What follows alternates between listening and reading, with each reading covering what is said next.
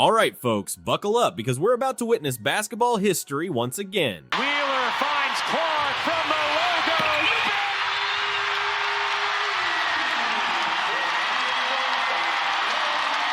Caitlin Clark is coming back with a vengeance, and guess who's waiting for her? None other than Diana Taurasi. But here's the kicker. While Clark was resting and getting even better, Taurasi was warming the bench at the Olympics. That's right, the so-called GOAT didn't play a single minute in the gold medal game. Now these two are about to face off in what might be the most anticipated matchup of the season. We're talking about a game that could change everything for Clark, for Taurasi, for the Indiana Fever, and for the entire WNBA. Trust me, you won't want to miss a second of this. But let's rewind a bit and talk about what Caitlin Clark has been doing this season. This rookie has been nothing short of phenomenal. Before the Olympic break, Clark was averaging over 17.1 points and 8.2 assists per game. That's not just good for a rookie, it's elite for any player in the league. Remember that game against the New York Liberty? Clark dropped a triple-double with 19 points, 12 rebounds, and 13 assists. She became the first rookie in WNBA history to record a triple-double, and she did it against one of the best teams in the league. But it's not just about the stats. Clark has been changing the game with her long-range shooting and incredible court vision. She's making passes that most players wouldn't even think to attempt. And let's not forget about her logo range shooting ability. She's bringing that Steph Curry-style excitement to the women's game. Clark's impact goes beyond the court too. She's been packing arenas, boosting TV ratings, and bringing new fans to the WNBA.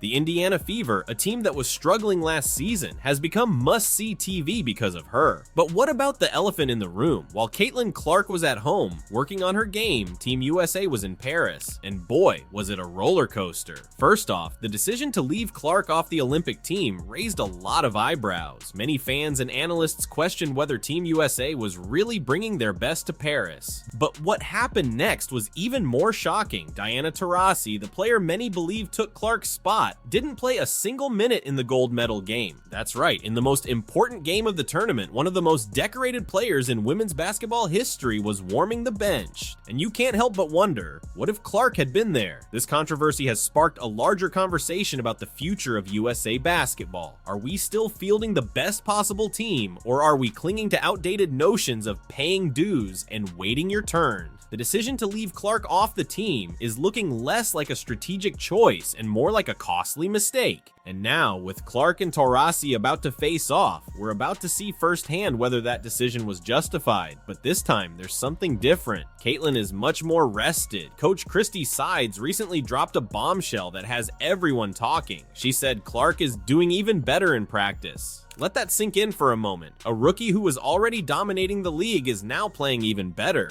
This break might have been a blessing in disguise for Clark. She finally got a chance to breathe after an uninterrupted basketball journey from college to the pros. But don't think for a second she was taking it easy. We're talking about Caitlin Clark here, a player who breathes basketball. We've seen photos proving Clark has been putting in overtime in the gym, working on her fitness. She's been actively involved with her Fever teammates, building chemistry and developing new plays that could prove game-changing in the upcoming matches. What's truly remarkable is Clark's mindset during this period. She's approaching her training with a mix of determination and joy that's contagious. This period of focused training, free from the pressures of Olympic competition, might be exactly what Clark needed to elevate her game to the next level. And let's not forget, Clark has something to prove now. That Olympic snub, you can bet she's using that as motivation. Every shot she makes, every assist she dishes out, it's all fuel for her fire. She's not just playing for the Fever now, she's playing to show the world what Team USA missed out on. But what does all this mean for the Indiana Fever? Before the Olympic break, the Fever finished 11, 15, and in 7th place. But with Clark coming back stronger than ever, things are about to get interesting. The Fever isn't just fighting for a playoff spot, they're looking to make a statement. Remember, this is a team that finished at the bottom of the standings last season. Now they're in the thick of the playoff race, and that's largely thanks to Clark's impact. But it's not just about Clark. The entire team has been using this break to get better.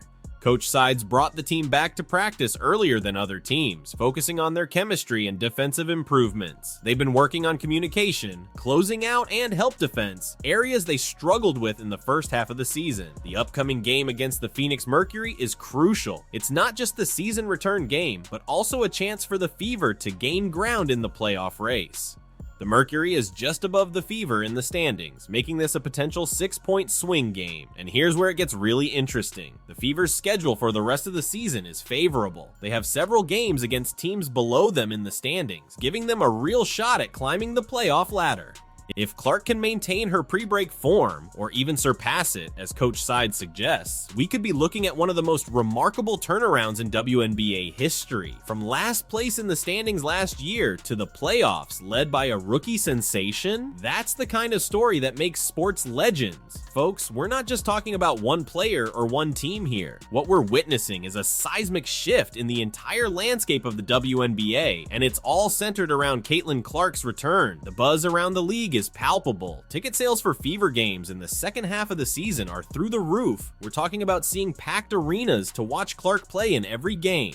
Remember, this is a rookie who's already broken the Fever record for most threes in a single game, surpassing the mark set by the legendary Tamika Catchings. But it's not just about the on-court presence. TV ratings for WNBA games featuring Clark have been skyrocketing. Her early season games were some of the most watched in WNBA history. Now, with her return game against Taurasi and the Mercury, we could be looking at record-breaking numbers.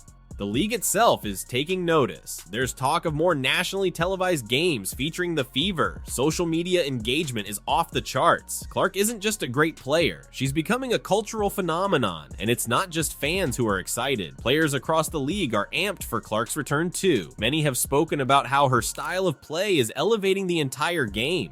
She's pushing her peers to be better, to shoot from further out, to make bolder passes. This excitement is translating into more media coverage, more sponsorship deals, and more mainstream attention for the WNBA as a whole. We're entering a new era of women's basketball, and Caitlin Clark is leading the charge. The second half of this WNBA season is shaping up to be the most exciting in league history, and it all kicks off with the Clark versus Taurasi showdown. Now, I know what some of you might be thinking. Isn't this all just hype? Can one player really change the league this much? Let me tell you, what we're seeing with Caitlin Clark is something special. Think back to when Steph Curry started revolutionizing the NBA with his long-range shooting. Remember how exciting that was? How it changed the way we watched basketball. That's what Clark is doing for the WNBA right now. But here's the thing, Clark isn't just a shooter. She's a complete player with court vision that rivals some of the best point guards in the game. And she's doing all of this as a rookie who's about to come back even better after a midseason break. And let's not forget the narrative we're about to witness. Clark, the young star who was left off the Olympic team, facing off against Diana Taurasi, the veteran who barely played in the gold medal game. Imagine if this matchup repeats in the playoffs. It's like a Hollywood script coming to life. This isn't just about one game or one season. We're witnessing the birth of a new era in women's basketball. As we approach this pivotal moment in the WNBA season, the stakes couldn't be higher. For Caitlin Clark and the Indiana Fever, every game from here on out is crucial. They're not just playing for a playoff spot. They're playing to prove they belong among the league's elite teams. But the pressure isn't just on Clark and the Fever. Diana Taurasi and the Phoenix Mercury are feeling the heat too. Taurasi's legacy is secure, but questions are arising about her current form and role on the team. Can she still compete at the highest level?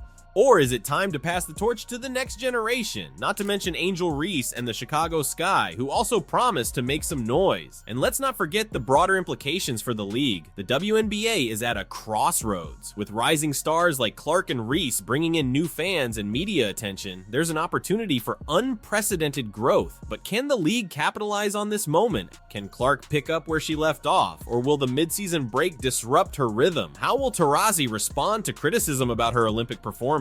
Will the Fever's improved chemistry translate to wins on the court? Can Clark lead a historic playoff push for the Fever? And perhaps most importantly, are we about to witness a changing of the guard in the WNBA?